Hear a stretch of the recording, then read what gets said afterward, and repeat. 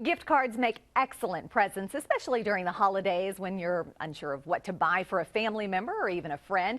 But like everything else, gift cards may have hidden fees and even strings attached. Here to ensure that you and your recipient aren't left feeling grinched this holiday season, President and CEO of the Better Business Bureau, John Paschall, joins us now with details. So how does this all figure in? You've got a gift card, but there's some strings attached to it. Certainly are, and we don't want people to be grinched during the holiday season. We don't want that to happen. So you got to be careful about the source and where you buy these. Now, typically we think of going into a store and buying a gift card and you get a receipt, but then sometimes we get really smart and we want to take advantage of a deal. So we go online and we find a $50 gift card, 10 of them, for $25 a piece. That's a great deal. It's a great deal, and it's probably not true. Uh-oh. And it's probably they're either expired or fraudulent cards or stolen cards.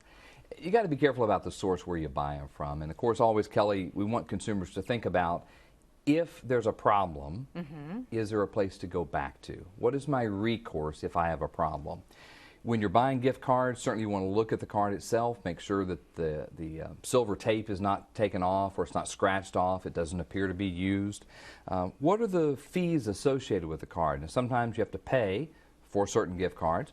Other gift cards, if you don't use them within a certain period of time, they start to lose value, which a lot of people don't know. Right. And maybe a year or 2 years before they use them, and then they find out there's actually no value on them.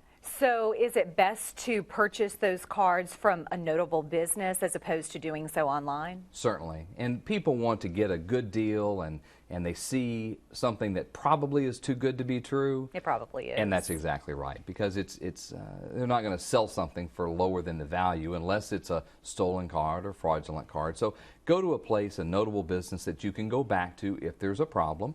Make sure you keep the receipt, the gift card receipt, so that shows that it was activated, again, just in case there's a problem. Okay, and speaking of fraudulent activity, there's a check cashing, I guess, fraudulent activity that's going on. How exactly does that work?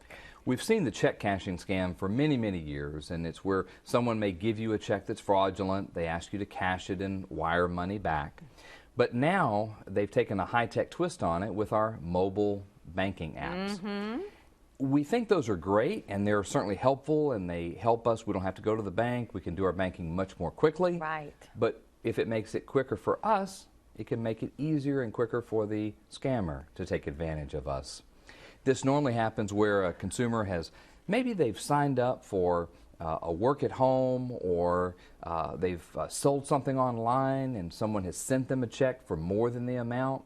But what happens is, just to make it easy, Kelly, I'll just post that into your account immediately. I've got a mobile banking app. You'll have it today. I just need that routing number and that PIN number, and I'll send it right there. Well, normally people would not give over that information. Right. But if they get talked into it because they realize they're going to get money, but then they don't think about, do I really want somebody else to have my banking information?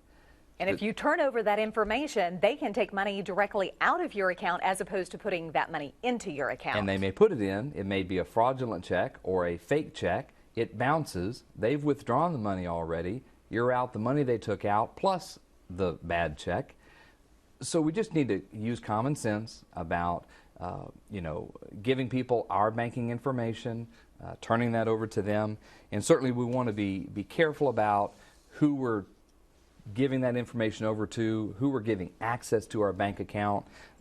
So be aware of that. Be aware of overpayments coming to you. Just use common sense, and you stay in control of what goes into your account. And for any information, if folks have any questions whatsoever, fraudulent activity, gift cards, or anything else, who can they contact? Certainly, Better Business Bureau, bbb.org. 835-5348. We're always there, happy to help them if they have questions. All right, happy holidays, Merry Same to you, Christmas. Kelly. Thanks, John, appreciate it.